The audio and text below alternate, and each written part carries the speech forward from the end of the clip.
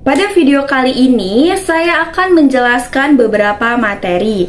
Seperti yang pertama itu ada definisi negara secara umum, lalu definisi negara menurut para ahli, lalu ada teori terbentuknya negara, kemudian ada definisi bangsa secara umum dan menurut para ahli, lalu ada unsur bangsa, keenam ada proses terbentuknya negara menurut beberapa pendekatan, lalu yang ketujuh ada konsep negara kesatuan, dan yang terakhir ada pasal tentang NKRI. Untuk lebih lanjutnya, simak video ini. Menurut kalian, apa itu negara? Secara etimologi, kata negara berasal dari kata start Inggris, started Belanda atau Jerman, itet Prancis, status atau statum adalah Latin, yang berarti meletakkan, dalam keadaan berdiri, menempatkan, atau membuat berdiri.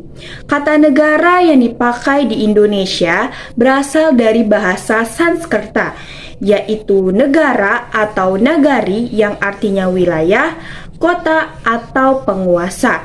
Menurut George Jennings, negara adalah organisasi kekuasaan dari sekelompok manusia yang mendiami wilayah tertentu. Sedangkan menurut R. Djoko Swentono, negara adalah organisasi manusia atau kumpulan manusia yang berada di wilayah suatu pemerintahan yang sama. Jadi, negara adalah sebuah organisasi atau badan tertinggi yang memiliki kewenangan untuk mengatur perihal yang berhubungan dengan kepentingan masyarakat luas, serta memiliki kewajiban untuk mensejahterakan, melindungi, dan mencerdaskan kehidupan bangsa. Menurut John Locke dan Rawls, negara merupakan suatu badan atau organisasi hasil dari perjanjian masyarakat. Pengertian negara menurut para ahli. Yang pertama ada Max Weber, mengartikan negara adalah sebuah masyarakat yang memiliki monopoli dalam penggunaan kekerasan fisik secara sah dalam wilayah tertentu. Yang kedua ada Max Iver, negara dikatakan sebuah negara harus memiliki 3 unsur pokok, yaitu wilayah, rakyat, dan pemerintahan. Yang ketiga ada Prof. Misar Suenarko. Negara adalah organisasi masyarakat yang mempunyai daerah tertentu di mana kekuasaan negara berlaku sepenuhnya sebagai suatu kedaulatan. Yang keempat ada Prof. Miriam. Negara adalah organisasi dalam suatu wilayah dapat memaksakan kekuasaannya secara sah terhadap semua golongan kekuasaan lainnya dan yang dapat menetapkan tujuan-tujuan dari kehidupan bersama itu.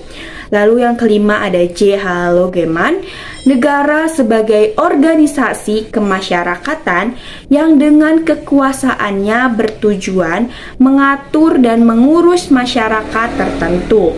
Yang keenam ada G.W.F. Hegel, mengartikan negara sebagai organisasi kesusilaan yang muncul sebagai sintesis dari kemerdekaan individual dan kemerdekaan universal. Yang ketujuh ada Mr. Kernbrook, negara adalah suatu organisasi kekuasaan yang diciptakan oleh suatu kelompok manusia yang disebut bangsa. Nah, setelah ini saya akan menjelaskan teori terbentuknya suatu negara. Yang pertama itu ada teori ketuhanan. Penganut teori ini adalah F. Stahl, Kernbrook, Thomas Aquino, Heller, dan Augustinus. Lewat teori ini, para ahli berpendapat bahwa segala sesuatu terjadi atas kehendak Tuhan. Terbentuknya suatu negara juga bisa terjadi atas kehendak Tuhan. Bukti nyata teori dapat dilihat dalam kalimat by the grace of God. ditentang dengan rahmat Tuhan pada Undang-Undang Dasar suatu negara seperti pembukaan UUD 1945. Lalu yang kedua ada teori hukum alam. Pada teori ini negara dianggap terjadi karena faktor alamiah, sama seperti waktu seseorang lahir atau meninggal.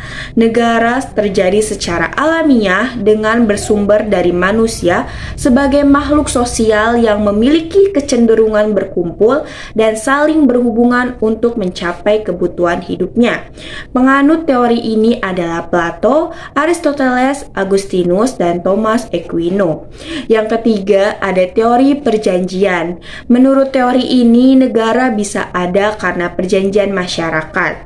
Semua warga mengadakan perjanjian untuk mendirikan suatu organisasi yang melindungi dan menjamin keberlangsungan hidup bersama. Enggak ada paksaan untuk bernegara dalam teori ini. Penganut teori ini adalah Thomas Hobbes, John Locke, J.J. Ross, and Montesquieu. Yang keempat ada teori kekuasaan. Menurut para ahli yang mendukung hal ini, negara bisa terbentuk karena adanya kekuasaan. Kekuasaan berarti perjuangan hidup yang terkuat, memaksakan kemauannya kepada yang lemah. Kekuasaan yang dimaksud ada dua, yaitu fisik dan ekonomi. Lalu yang kelima ada teori kedaulatan. Dua subteori yang berhubungan dengan kedaulatan, yaitu yang pertama teori kedaulatan negara, yaitu negara memegang kekuasaan tertinggi untuk menciptakan hukum demi mengatur kepentingan rakyat. Penganut teori ini adalah Paul Lebon Angelix. Lalu yang kedua ada teori kedaulatan hukum, yaitu hukum memegang peranan tertinggi dan kedudukannya lebih tinggi dari negara. Penganut teori ini adalah Kreb. Lalu, apakah negara dan bangsa memiliki makna yang sama? Bangsa adalah sekelompok orang yang memiliki kehendak untuk bersatu, yang memiliki persatuan senasib dan tinggal di wilayah tertentu. Beberapa budaya yang sama, mitos leluhur bersama. Pengertian bangsa menurut para ahli. Yang pertama menurut Ernest Reinhardt, bangsa adalah suatu nyawa, suatu akal yang terjadi dari dua hal, yaitu rakyat yang harus menjalankan satu riwayat dan rakyat yang kemudian harus memiliki kemauan, keinginan untuk hidup menjadi satu. Yang kedua, menurut Otto Bohr, bangsa adalah kelompok manusia yang memiliki kesamaan karakter yang tumbuh karena kesamaan nasib. Yang ketiga, menurut F. Russell dari Jerman, yaitu menyatakan bahwa bangsa terbentuk karena adanya hasrat bersatu. Yang keempat, ada Hans Kohn dari Jerman lagi, yang menyatakan bahwa bangsa adalah buah hasil tenaga hidup manusia dalam sejarah. Berdasarkan pernyataan tadi, dari segi pengertian, bangsa dan negara mempunyai makna yang berbeda. Bangsa adalah orang-orang yang memiliki kesamaan keturunan, asal, sejarah, dan bahasa. Sementara itu, negara adalah kelompok sosial yang menduduki wilayah atau daerah tertentu yang membentuk suatu organisasi di bawah lembaga politik dan pemerintahan. Perbedaan bangsa dan negara. Yang pertama, perbedaan unsur. Unsur bangsa ada suku bangsa, kebudayaan, agama, dan bahasa. Sedangkan unsur negara terdapat wilayah, terdapat rakyat, terdapat pemerintah, dan pengakuan dari negara lain. Yang kedua, perbedaan pembentuknya. Bangsa terbentuk dari adanya keberadaan sekelompok orang yang mempunyai kesamaan seperti agama, ras, adat istiadat, dan bahasa. Sedangkan negara terbentuk dari sekelompok orang yang berada pada suatu wilayah tertentu yang telah diatur oleh hukum dan pemerintah. Yang ketiga, ada perbedaan anggota di dalamnya.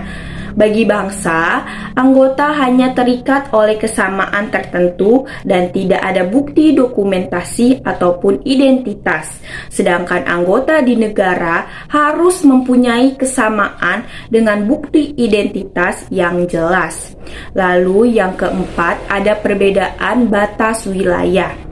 Bangsa mempunyai wilayah yang tidak disepakati oleh hukum, sedangkan untuk negara terdapat batasan wilayah yang jelas dan telah diatur keberadaannya. Lalu yang kelima, ada perbedaan sifat.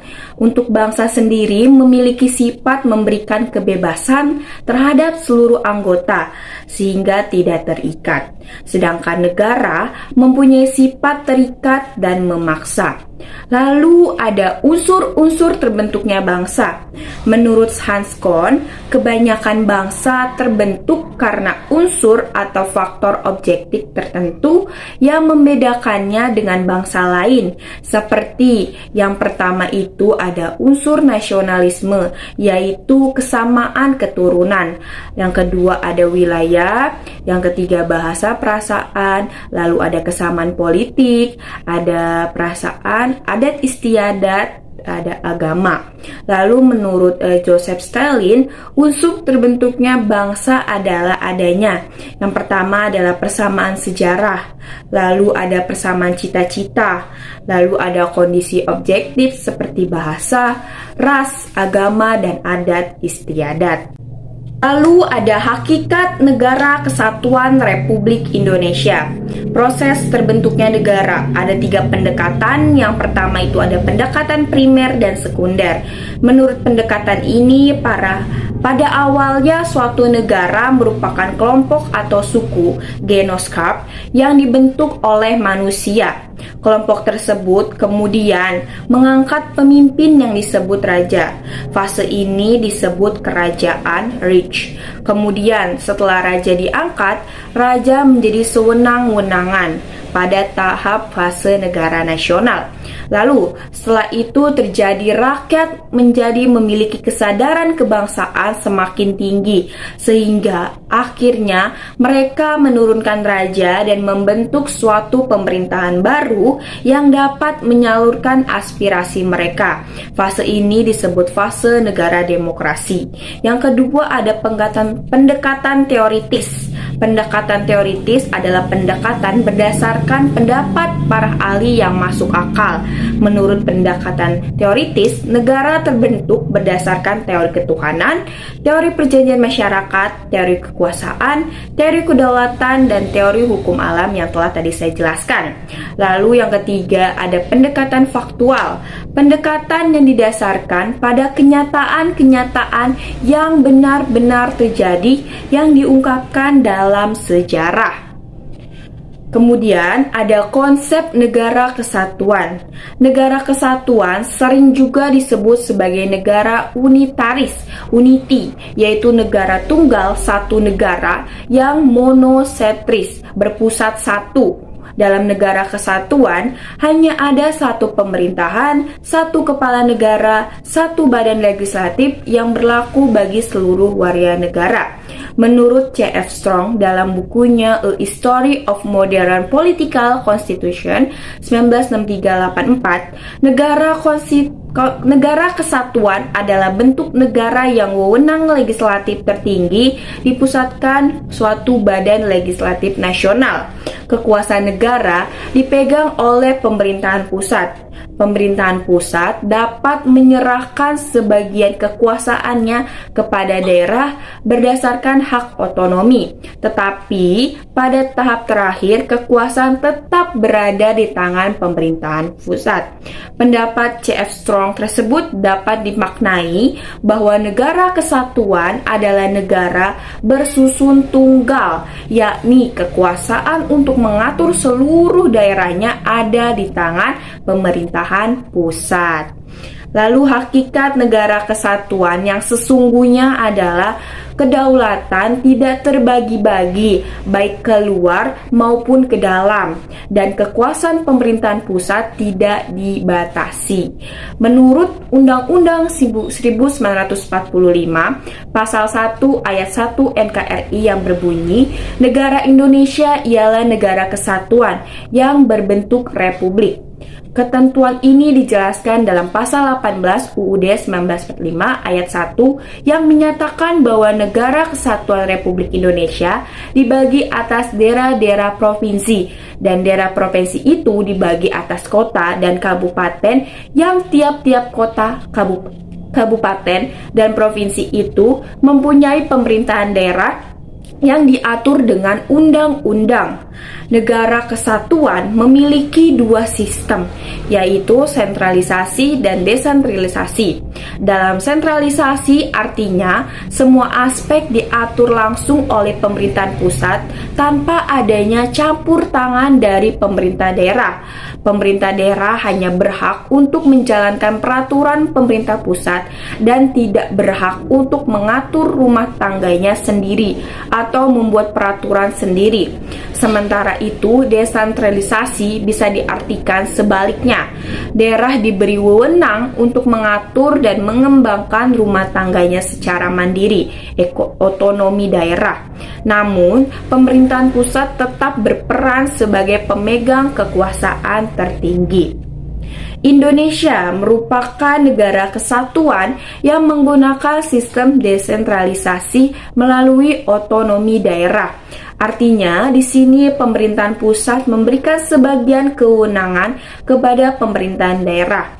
Namun, dengan beberapa pengecualian, terutama terkait politik, di mana wewenang dalam bidang politik luar negeri, justisi, agama, pertahanan, keamanan, moneter, dan fiskal tetap menjadi kewenangan pemerintahan pusat dan tidak diberikan kepada daerah.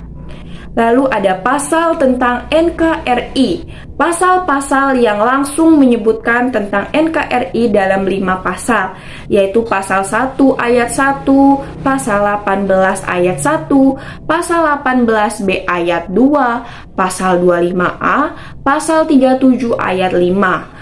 UUD NRI tahun 1945 serta rumusan pasal-pasal yang mengukuhkan NKRI dan keberadaan lembaga-lembaga dalam UUD NRI tahun 1945.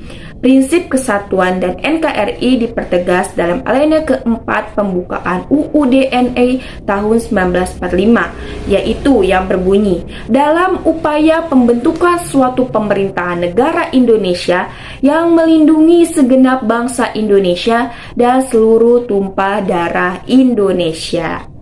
Nah, tadi merupakan penjabaran saya tentang materinya. Untuk mengetahui materi lebih lanjut seperti unsur-unsur negara, fungsi negara, tujuan negara, bentuk negara, faktor pembentuk, ciri khas negara kesatuan, dan lainnya, mari simak video dari teman saya.